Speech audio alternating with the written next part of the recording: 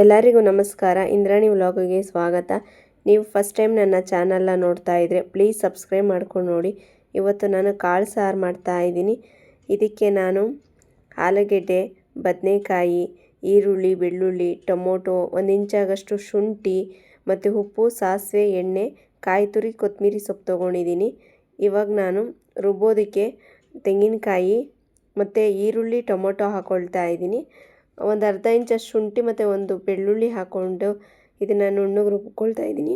ಇದಕ್ಕೆ ಸಾಂಬಾರು ಪುಡಿ, ಹುಳಿ ಸಾಂಬಾರು ಪುಡಿ ಹಾಕ್ಕೊಳ್ತಾ ಇದ್ದೀನಿ, ಒಂದು 3 ಸ್ಪೂನ್ ಆಗಷ್ಟು. ಮತ್ತು ಸ್ವಲ್ಪ ಕೊತ್ತಂಬರಿ ಸೊಪ್ಪು ಹಾಕ್ಕೊಂಡು ಇನ್ನೊಂದು ಸಲ ನುಣ್ಣಗೆ ಒಂದು ಸ್ವಲ್ಪ ನೀರು ಹಾಕ್ಕೊಂಡು ನುಣ್ಣಗೆ ರುಬ್ಕೊಂಡು ಇಟ್ಕೊಂಡಿದ್ದೀನಿ. ಈಗ ಸ್ಟವ್ ಹಚ್ಕೊಂಡು ಒಂದು ಕುಕ್ಕರ್ ಇಟ್ಕೊಳ್ತಾ ಇದ್ದೀನಿ. ಕುಕ್ಕರು ಚೆನ್ನಾಗಿ ಬಿಸಿ ಆಗಲಿ. ಬಿಸಿ ಆದಮೇಲೆ ಅದಕ್ಕೊಂದು ಸ್ವಲ್ಪ ಕಡಲೆಕಾಯಿ ಎಣ್ಣೆ, ನಾನು ಗಾಣದ ಎಣ್ಣೆ ಕಡಲೆಕಾಯಿ ಎಣ್ಣೆ ಬಳಸ್ತಾ ಇದ್ದೀನಿ. ನಾನು ಸ್ವಲ್ಪನೇ ಎಣ್ಣೆ ಬಳಸೋದು. ಎಣ್ಣೆ ಕಾದ್ಮೇಲೆ ಒಂದು ಸ್ವಲ್ಪ ಸಾಸಿವೆ ಹಾಕ್ಕೊಂಡು, ಸಾಸಿವೆ ಸಿಡಿದ ಮೇಲೆ ಈರುಳ್ಳಿ ಹಾಕ್ಕೊಳ್ತಾ ಇದ್ದೀನಿ. ಮತ್ತು ಆಮೇಲೆ ಕರಿಬೇವಿನ ಸೊಪ್ಪು. ನಾನು ಫಸ್ಟೇ ಕರಿಬೇವಿನ ಸೊಪ್ಪು ಹಾಕಲ್ಲ, ಯಾಕಂದರೆ ಅದು ಸ್ವಲ್ಪ ಸೀದೋದಂಗೆ ಆಗುತ್ತೆ. ಅದಕ್ಕೆ ಈರುಳ್ಳಿ ಹಾಕಿದ್ಮೇಲೆ ನಾನು ಕರಿಬೇವು ಹಾಕ್ಕೊಳ್ಳೋದು ಪ್ರತಿ ಸಲನೂ. ಆಮೇಲೆ ಕಾಳು ಹಾಕ್ಕೊಂಡು 1-2 ನಿಮಿಷ ಈ ಥರ ಫ್ರೈ ಮಾಡ್ಕೋಬೇಕಾಗುತ್ತೆ. ಇಲ್ಲಿ ನಾನು ಕಾಳು, ಕಡಲೆಕಾಳು, ಬಟಾಣಿ ಮತ್ತು ಹುಳ್ಳಿಕಾಳು ಮೊಳಕೆ ಕಟ್ಟಿದ್ದೆ. ಆಮೇಲೆ 1-2 ಆಲೂಗೆಡ್ಡೆ ಕಟ್ ಮಾಡಿಕೊಂಡು ಹಾಕ್ಕೊಳ್ತಾ ಇದ್ದೀನಿ.